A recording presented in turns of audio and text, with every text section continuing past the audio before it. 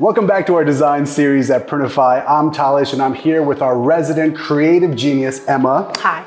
And we're here to talk about that feeling when you first start designing, when you have confusion about whether or not something is necessarily working or not. So before we talk design do's and don'ts, I think a lot depends on the product that you're designing for, right? Of course, yes. Specific do's and don'ts, really it comes down to what project you're working on or what product you're designing for.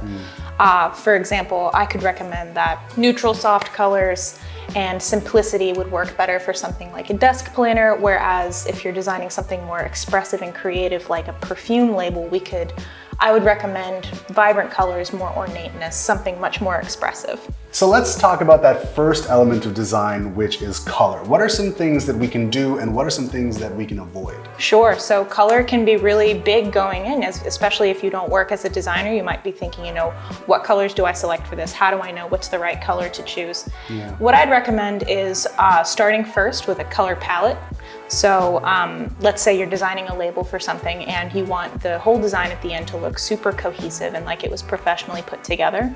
Designers don't just pull random colors out of a hex scale. You come up with a color palette where the colors function well together and look good next to each other, and then you use that as kind of a compass. So what I'd recommend for people who kind of go in and feel a little overwhelmed is to take a look online, see what other products are out there that you like. If there are color palettes that you see that you think work really, really well together, feel free to use those because your resources online can be super helpful for color selection. Now, a lot of the products that we deal with deal a lot in text and typography. So what are some things that we should be considering and avoiding when we're working with text and font? Sure. So for text, the easiest rule that I can think of for a do is make sure that your type and your text is readable. So often you can get caught up in finding really cool detailed typefaces or fonts online, and then you fall into this rut where it looks really cool, but it's not usable for your viewer or your end user. So that's the first do. The second, I guess the don't for that was to not mix too many fonts together. Sometimes when we have, the library of fonts on Google or Adobe at our fingertips, people get really excited and they select a bunch of different fonts to work with. Right, yeah. It's of course fun, but oftentimes it can make your designs look really crowded, overwhelming, and confusing. So I'd recommend when you're just starting out to stick to one, maybe two fonts to use in one layout or one artboard. And then as you get more experienced and you get more projects under your belt, you can kind of wisely increase that number to maybe 3 or 4, but it really does depend on what you're working on. Negative space plays just as much of an important role as space that's taken up by elements in your design. So basically negative space is there to counteract all of the elements and make sure that there's nothing competing. Basically, you want to make sure that all of your characters, like your letters and your lines between text, have enough space to breathe so that it's easy for people to read. And you want to make sure that if you do incorporate text into a design, it's not too overly crowded by illustrations or other elements, because the most important part if you're including text in a design is that people read your text. Right, yeah. But this also applies for designs that don't have text as well. You want people to view what you're designing and automatically know what's the most important part about the design, that you want to have a hero of your design, a thing that immediately draws the eye in. So that's why negative space plays such a good role. It reminds me of this thing I learned in music class in high school, which is sort of like the space in between the notes is just as important as the notes themselves. For sure, it's the same thing. Yeah, you're highlighting what's important. So we've got color, we've got font, we've got space. What are some hard and fast do's and don'ts that you can give us right off the bat? Sure, so it's kind of hard because, like I said at the beginning, do's and don'ts really depend on what you're working on, but a good hard and fast rule I'd say is to be original. Don't steal someone else's work. That should be left unsaid, but honestly, it's good to reiterate. Right. Also, take these tips with kind of a grain of salt. If you have a design that has competing colors and it's really clustered and there's a lot going on and you and your audience love it and it's really successful in whatever you're doing, run with it, because these designs are great guidelines, but once you've been in design a long time and you know them by heart, as if they're tattooed on your arm, you learn how to break them wisely. So yeah, learn the rules so that you can break them intentionally later and have really, really successful out-of-the-box designs. So let's put all this great advice into context here and take a look at one of your designs, which admittedly could be better, and see if we can't turn this thing around. So what are some of the things we should be looking at when it comes to something like this? Could be better. Yeah, that's putting it very nicely. Yeah. So I've put together this atrocity so that we can learn from it.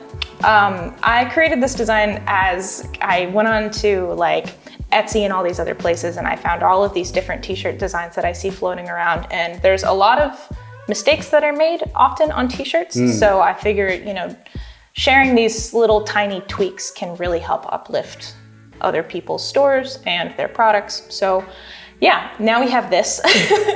First thing I want to talk about here is the color choice. Like we just spoke about, colors, we have to make sure that they work well together. And these don't.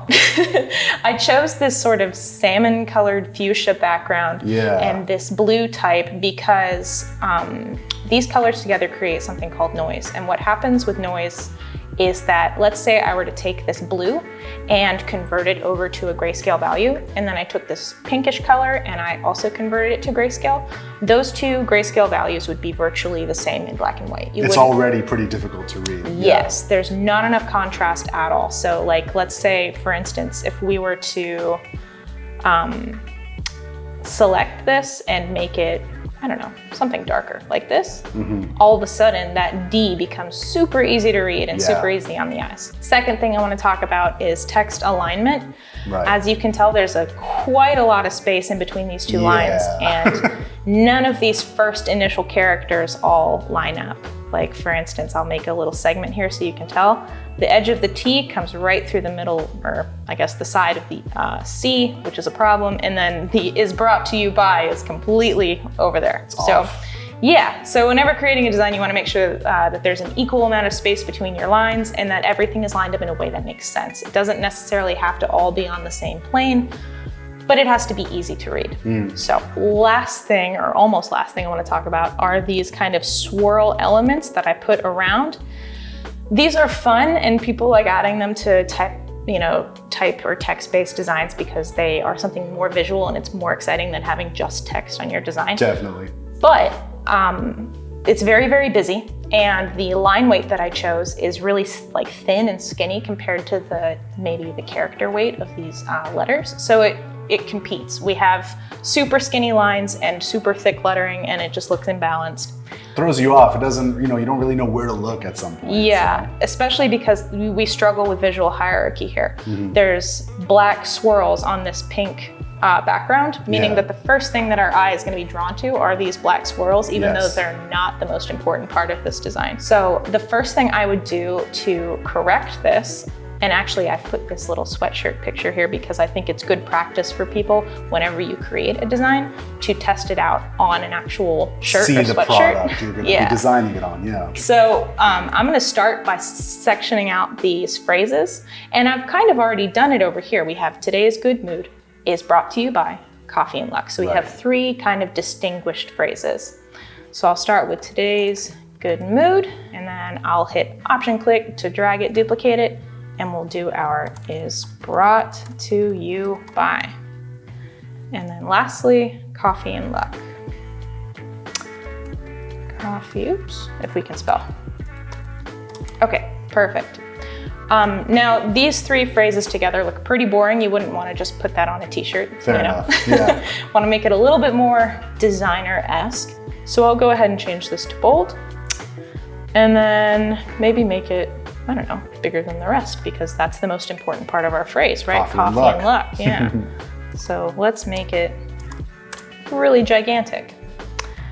Next thing I would do is make this phrase probably the smallest, because it's the least important. Is brought to you by can kind of be in the background a little bit. So we'll bring that down to about 70. And let's throw it into italic just to add some dimension, some flair. And then for today's good mood, I could pop it right on top, but it's kind of boring to just read 3 lines of text. And if we want to be creative, we can use our type on a path tool. So type on a path, we start with an ellipse or a circle, I know. Getting very technical over here. Drag it down, click our type on a path, and then click anywhere and say, today's, oops, good mood. And it's in italics, and I don't really think it needs to be, so I'm gonna change it back to regular, and then we'll flip it around. So now we have kind of this, this little moment happening. It's not quite done, but you can see it coming together. Yeah. And we'll bring this up to about 110. And nah, you know what, that's too big. We'll go down to like 90. And we'll space it out because I personally like when characters have a little bit more space. Add some dimension. And yeah, so now we have this whole kind of working thing. And as a final touch, because you know, people really like these swirly bits, and we want to add some sort of design element to this that's not super distracting or crowding.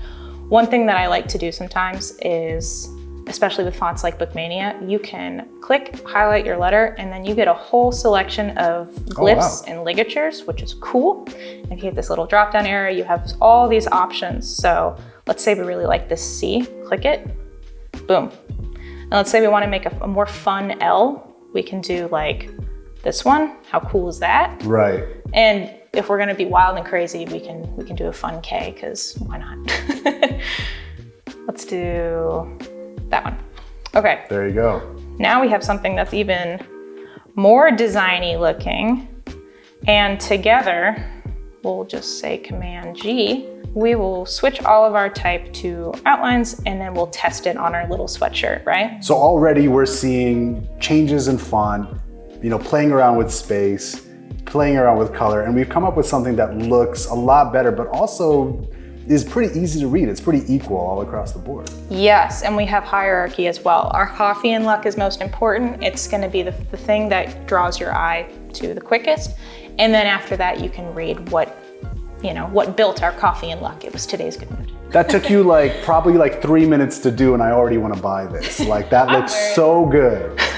All right, so as you can tell, you know, this initial design, even though it was terrifying to look at, really wasn't that terrible because it was fixed so quickly with just a few of the rules that we went over today in today's video. So you can take your own designs and your own products and see if any of these rules apply to what you currently have and uplift everything in your store. So Emma, thank you so much again for doing this for us. Of course, thank you, it's a blast. And if you have any questions for Emma, make sure you drop them in the comments section, or any ideas for topics that you'd like her to cover. So write that down, give us a like, and of course subscribe to Printify for more content on print on demand.